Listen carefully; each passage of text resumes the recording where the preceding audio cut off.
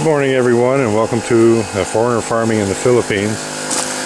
Do a little video this morning, morning here, don't know what it is for you guys, but these blocks here are hollow blocks that are used in construction here. These particular blocks I think were 12 pesos each, and we got the 12 peso quality. As you can see, I can break them with my feet. They're not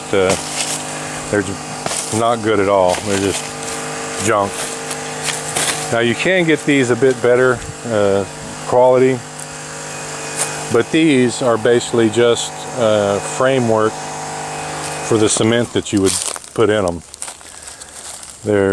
These little channels here, you would fill the cement as you stack them. So you're just picking this one up, broke it.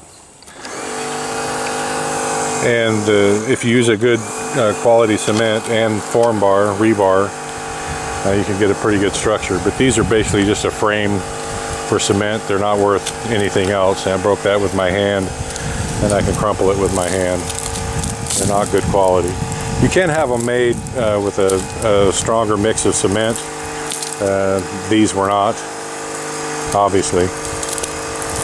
We're going to be using these. We're going to make more flower bed for Marcel up by the house, because that's basically all that these are good for. They use them for construction here a lot, but I don't like to use them because they're just junk as far as I'm concerned. These wood piles here, this is from all the clearing that we've done here.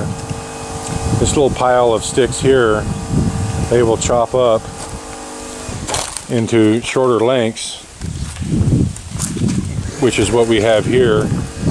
I gifted all this wood to the workers that we had here to take home with them and do whatever they want. I mean, if they can sell one of these bundles for 50 or 100 pesos, more power to them, but generally they'll just take it home and that'll be their cooking wood for a time.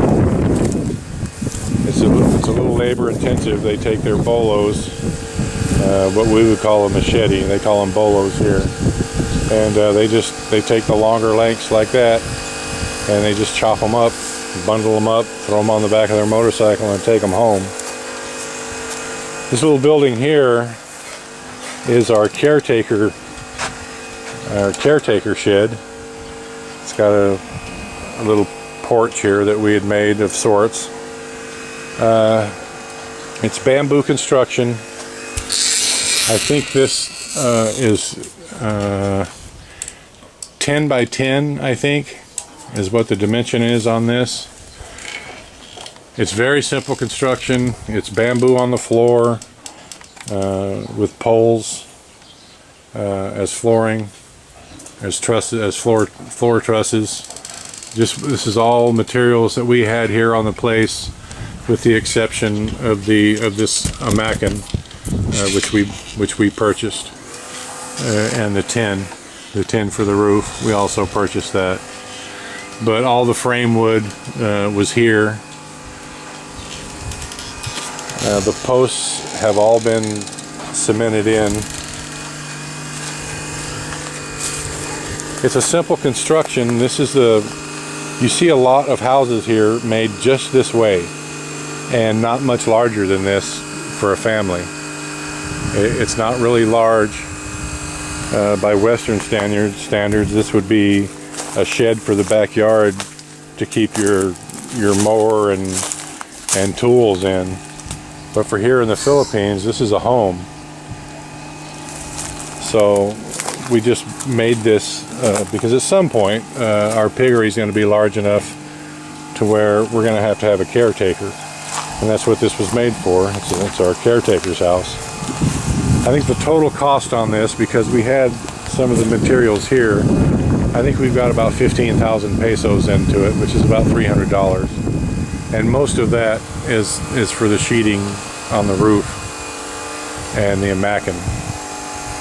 The cement, the amount of cement we use is pretty inconsequential in the overall cost.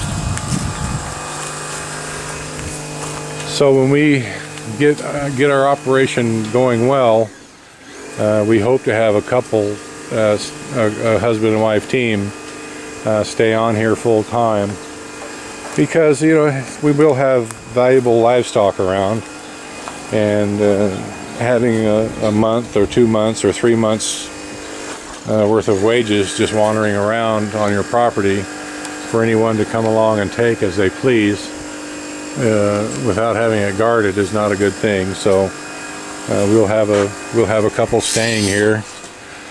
I'm thinking that we're going to have to build them a cooking area right here as well. I'm sure it's the least we could do.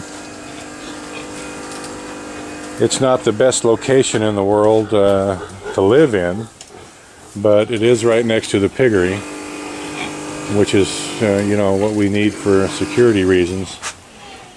Amazingly enough, I'm standing right here and you really can't smell the pigs.